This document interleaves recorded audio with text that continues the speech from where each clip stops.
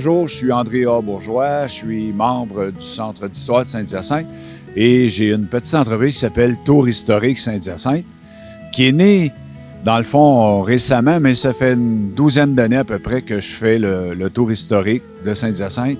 Au début, c'était avec le centre, le bureau de tourisme de Saint-Hyacinthe, et maintenant, je le fais à mon propre compte. C'est intéressant d'être dans le parc ici, le parc Casimir-Dessolles, parce que ici, en arrière du kiosque Léon Ringuet, il y a le manoir qui a été bâti par son fils, Hyacinthe-Marie Delorme.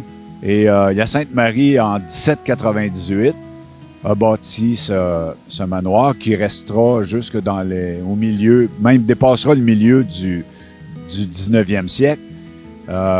Et par contre, Hyacinthe-Marie ne pourra pas y vivre longtemps parce qu'il va décéder précocement et ça sera son cousin, Jean Dessolles, qui sera ici.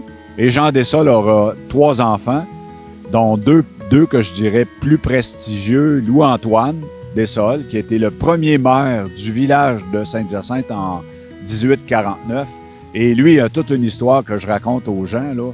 Lui, il devra s'en aller en exil pour les 20 dernières années de sa vie. Et le troisième, son troisième enfant, le deuxième, ce sera une fille qui mariera le deuxième maire, qui est M. Laframboise. On a le boulevard Laframboise. Et le troisième, ça sera ici Casimir-Dessolles, Georges Casimir-Dessolles, dont le parc est ici. Mais Georges Casimir, le fait important, il a été maire pendant plus de 20 ans, en 2 occasions. Et lui, il sera sénateur à Ottawa. Et à un moment donné dans sa vie, on dira dans le Commonwealth ou dans ce qu'on appelle l'Empire britannique, il sera considéré comme le plus vieil homme politique de Saint-Hyacinthe. Il vivra pas de Saint-Hyacinthe, du Commonwealth, et il vivra jusqu'à 102 ans. Et à ses 100 ans en 1927, on va inaugurer la porte des anciens maires. Vous savez, l'entrée de Saint-Hyacinthe, quand on venait avant l'ancienne route 9, qui est devenue la 116, les gens rentraient à Saint-Hyacinthe dans la porte des anciens maires. Et c'est en l'honneur de Casimir, qui était aussi seigneur par la suite, mais qui est devenu un maire émérite.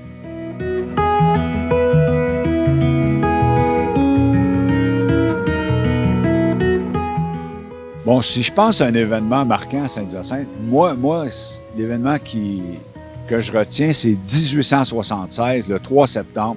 Il y a un grand feu qui va détruire 2 tiers ce qu'on appelle le bas de la ville de Saint-Hyacinthe.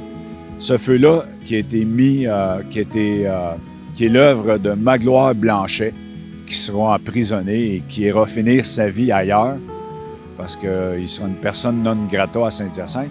Et de là, on a pu voir la force de caractère des Mascoutins qui ont aidé à rebâtir et à se relever. Et c'est de là que vient... sur les armoiries de Saint-Hyacinthe, c'est marqué en latin, mais en français, ça serait comme par force et courage, nous revivrons. Et c'est la devise des Mascoutins.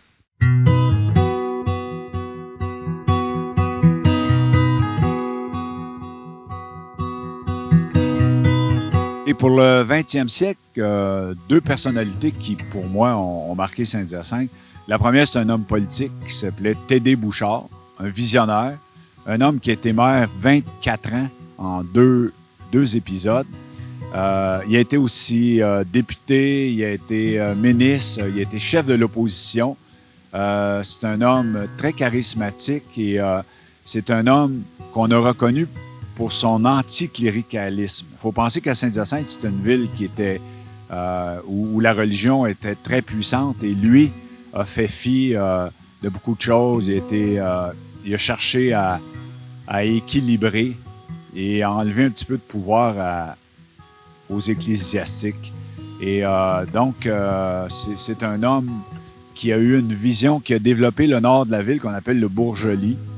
C'est lui qui a pensé à bâtir l'aréna. Quand il a pensé à bâtir l'aréna de Saint-Hyacinthe, il n'y avait pas d'équipe de hockey. Il y avait quelques équipes de hockey qui jouaient à l'extérieur. Et lui a pensé que ça prendrait une aréna. Il était donc très visionnaire. C'est lui qui est à l'origine de la piscine qu'on appelle la piscine ronde, qu'on appelait la piscine aux 1000, etc. Donc, un homme de grande envergure.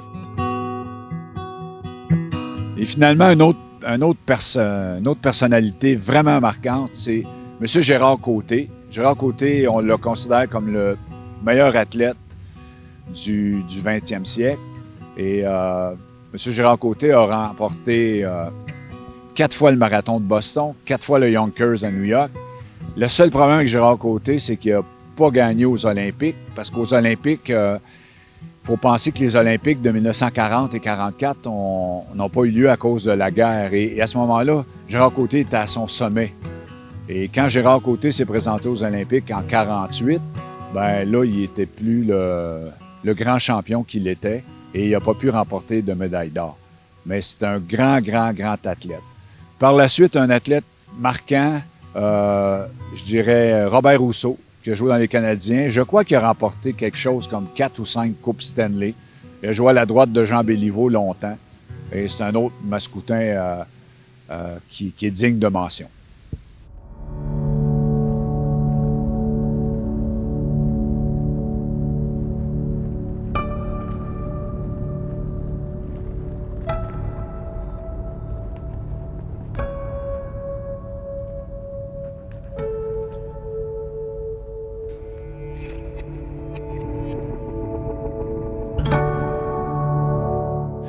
Le tour historique, ben, dans le fond, j'ai un tracé maître, mais qui peut être modifié, et j'ai aussi un tour historique à pied qui se passe dans le centre-ville. Mais le tour en autobus, c'est dans le fond, on part de la Société d'agriculture, du centre d'exposition, parce que Saint-Hyacinthe, ben, on sait que c'est la technopole agricole, donc on part là, et de là, ben, je raconte l'histoire de Saint-Hyacinthe, là. Je part d'aussi loin qu'il y a 15 000 ans, quand il y a eu la grande glaciation. Et ensuite, il y a eu les fontes et c'est devenu des terres ici agricoles de haut niveau. Dans le tour de ville, on raconte tout ça, mais en voyant un peu là, l'évolution de la ville de Saint-Hyacinthe, les phases historiques. On va aller voir les usines de textile, mais avant le textile, il y a eu ce qu'on a eu, tout ce qui était autour de la rivière, parce qu'on allait chercher le pouvoir de l'eau. Il y a eu des tanneries, des cordonneries ou des fabriques de chaussures. Il y a eu aussi des usines là, pour des fonderies, parce que vous savez, quand une ville grandit, ben il faut faire des travaux, il faut faire des trottoirs, mais il faut faire aussi des travaux de voirie. Ça prend des égouts, etc. Et ça, c'est des phases historiques primaires. Ensuite, on voit le textile, on voit qui était à plus de 100 ans, le textile était roi et maître ici. Et par la suite, ben, je montre aux gens un peu là, ce qui s'est passé, qu'on est devenu la technopole agricole. Bon, au début, ça s'adressait aux congressistes qui venaient au bureau de congrès.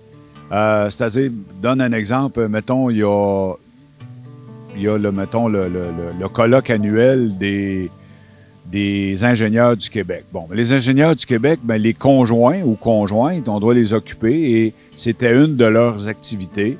On fait un tour historique. Par la suite, les écoles, surtout les écoles primaires, ont demandé à avoir un tour historique. Actuellement, je fais à peu près tous des classes internationales. Ensuite, ben, il y a les équipes, c'est-à-dire les classes qui font des échanges internationaux. Et quand il vient ici des gens, mettons, de France, de Bretagne, entre autres, les Bretons, à chaque année, il peut y avoir des Italiens, etc. On les accompagne dans un tour de ville historique. On leur raconte l'histoire de Saint-Hyacinthe.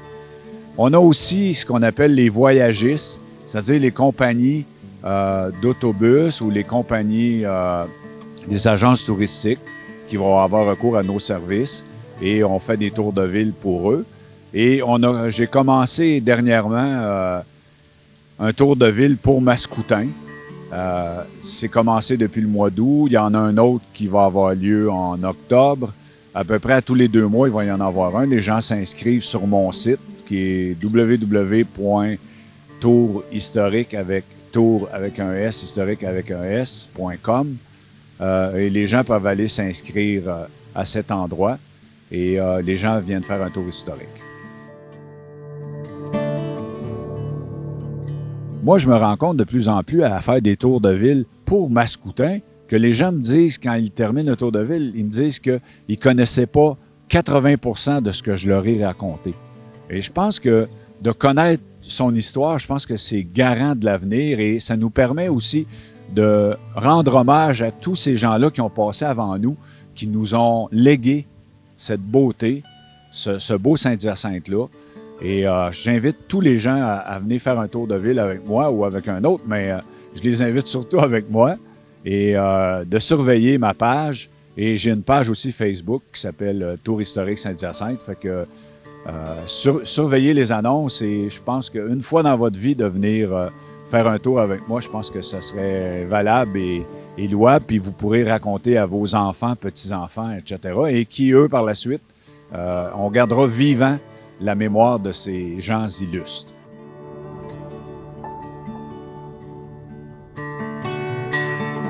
Donc, je vous rappelle, le 12 octobre, il y a un tour de ville pour Mascoutin. Quand je dis pour Mascoutin, il peut y avoir des gens de l'extérieur, là, mais ça s'adresse surtout aux gens de la MRC des Mascoutins.